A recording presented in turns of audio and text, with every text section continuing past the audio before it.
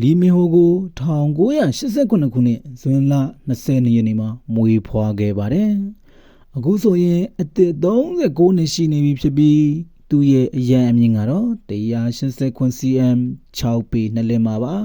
။ကျွန်တော်ထက်တော့နည်းနည်းပူတယ်။2009ခုနှစ်တွင်ထုတ်လွှင့်ခဲ့တော့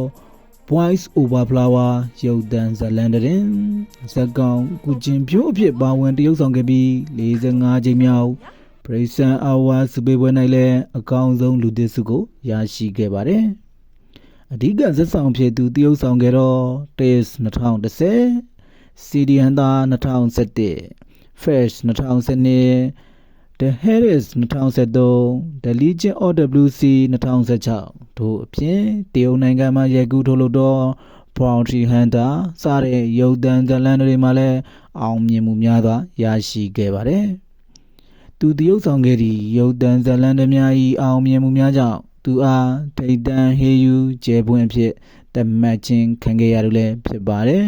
။လီမင်ဟိုရီမရန်တူဆော်တွင်၎င်း၏ပုံတူ